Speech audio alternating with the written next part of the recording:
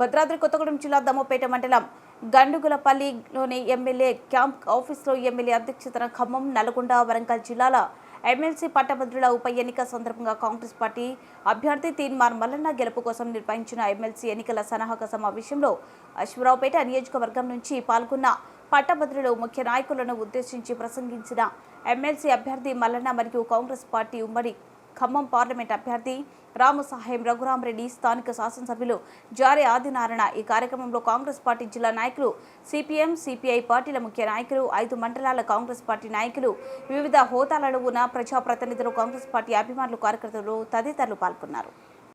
మన ఎమ్మెల్సీ అభ్యర్థి తీన్మార్ మల్లన్న గారు, విడమతి రవి గారు, మన కాంగ్రెస్ అన్నదమ్ములు చెల్లమ్మ గారికి, సిపిఐ, సిపిఎం మిత్రులకి, సభకు ఇచ్చేసిన మీ అందరికీ నా హృదయపూర్వక నమస్కారాలు తెలియజేస్తున్నాను. ఎక్కువ సమయం తీసుకోను. ఇప్పుడే మన సిపిఎం మిత్రులు అన్నారు, మన తీన్మార్ మల్లన్న కొన్ని విషయాలలో వాళ్ళని కూడా క్రిటిసైజ్ చేసినారని అన్నారు. అదేవిధంగా కాంగ్రెస్ అభ్యర్థి కాంగ్రెస్లో గెలిచినా కూడా మేమేమైనా తప్పులు చేస్తే మీరు దాన్ని కూడా క్రిటిసైజ్ చేయవలసిందే. విన్నారా? అప్పుడే మీరు అసలు తీన్మార్ మల్లన్న అనిపించుకుంటారు అన్నమాట. 3 అంశాలు చెప్తాను బీజేపీ గురించి. వాళ్ళు పవర్లోకి వచ్చినప్పుడు 2 కోట్ల ఉద్యోగాలు అన్నారు. 2 కోట్ల ఉద్యోగాలు కాదు కానీ 1 కోటి ఉద్యోగాలు తీసేశారు. అని అన్ఎంప్లాయ్మెంట్ అంటే ఉద్యోగాలు తీసేస్తే అన్ఎంప్లాయ్మెంట్ ఎట్లాగో ఎక్కువైంది. గత 2 ఏళ్లలో స్థానికంలో సెంట్రల్ సంస్థలు 10 సంస్థలు అమ్మేశారన్నమాట. తీన్మార్ మల్లన్న గారిని అత్యధిక మెజార్టీతో గెలిపించిన ఆలోచనతో ఈరోజు నియోజకవర్గ స్థాయి సన్నాహక సమావేశం ఏర్పాటు చేయడం జరిగింది. ఇది కేవలం ఉన్నటువంటి 7 బూత్ స్థాయి మెంబర్స్లలో ప్రతి సెక్టర్లో క్లస్టర్ వైడ్గా మేము కమిటీలు పెట్టడం జరిగింది. ప్రతి క్లస్టర్ వైడ్గా ఉన్న ముఖ్య కార్యకర్తలు మాత్రం రావడం జరిగింది. అంటే వీరే రేపు ఖచ్చితంగా దిశానిర్దేశం చేయబోతారు.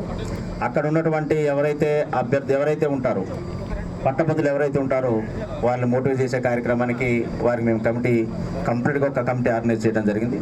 ఇప్పుడు వచ్చినటువంటి వారందరూ కూడా రేపు ఉన్నటువంటి 5,151 ఓట్లకి ప్రతినిధులు వీరంతా, ప్రతి గ్రామ స్థాయిలో పనిచేసే ప్రతినిధులు వీరంతా కూడా.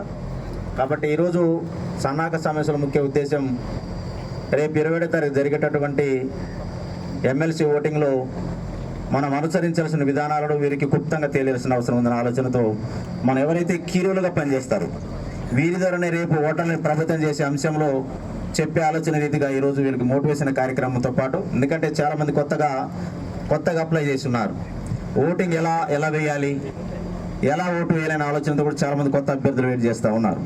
వారందరూ కూడా ఈరోజు ఇది దిశానిర్దేశం కేవలం ఎవరైతే ఓటర్ని ప్రభావితం చేసే ఆలోచనతో వారందరినీ కూడా కమిటీగా ఏర్పాటు చేసి ఈరోజు ఇక్కడ రావడం జరిగింది. అదేవిధంగా మనం చూసాం ఎమ్మెల్యే ఎలక్షన్లో కూడా ఈ నియోజకవర్గం నుండి అత్యధిక భారీ మెజార్టీని అందించారు. అదేవిధంగా మొన్న జరిగినటువంటి పార్లమెంట్ ఎలక్షన్లో కూడా మనం అనుకున్న రీతి కంటే పెరిగి అత్యధిక భారీ మెజార్టీని అందించబోతాం. వారి మిమ్మల్ని కూడా అత్యధికంగా ఉన్నటువంటి 5,151 ఓట్లలో మిగతా వాళ్ళకంటే కూడా ఎక్కువ మెజార్టీని అందించడానికి మేము మీకు అందిస్తామని చెప్పి మీకు హామీస్తున్నాను. 5,151 దాంట్లో 75% మేము రప్పిస్తాం సార్. 75% రప్పిస్తాం. తిరుగుతలేరు, ఈడ ఏం లేదు. ఎందుకంటే చేతులు ఎత్తేసినట్టుగా అనిపిస్తూ ఉంది. ఈడ 5,151 ఓట్లు. ఇటు టీఆర్ఎస్ లేదా, అటు బీజేపీ లేదా. 4,000 ఇస్తాడు, ఇంకా 1,000 వాళ్ళకి ఇచ్చొస్తామన్నా ఇచ్చేందుకు అవకాశం ఉంది. కాబట్టి మ్యాక్సిమం ఓటర్లను పిలిపించుకునేటువంటి ప్రయత్నం చేయాల్సినటువంటి అవసరం ఉంది.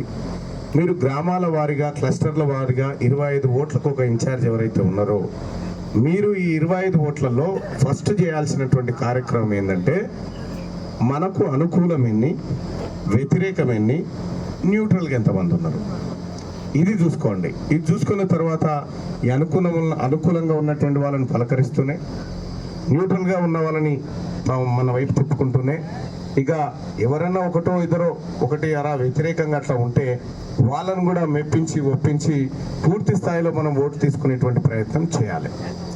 ఈ వ్యవహారాన్ని ఎప్పటికప్పుడు గ్రామాల వారికి కాబట్టి గ్రామ స్థాయిలో గ్రామ శాఖ అధ్యక్షుల వారు రివ్యూ చేయాల్సి ఉంటుంది. మండలంలో మండల శాఖ అధ్యక్షులు రివ్యూ కేవీ గారిని కూడా వేదిక మీద రావాల్సిందిగా కోరుతున్నాను. రండి సార్. మండల స్థాయిలో ప్రతిరోజు మండల శాఖ అధ్యక్షుడు ఆయా గ్రామాలతో మాట్లాడి రివ్యూ చేయాల్సి ఉంటుంది. ఆ తర్వాత మీరు నియోజకవర్గంలో ఉన్నటువంటి శాసనసభ్యులకు అలాగే ఎమ్మెల్సీ పర్యవేక్షకులైనటువంటి పిడమర్తి రవి గారికి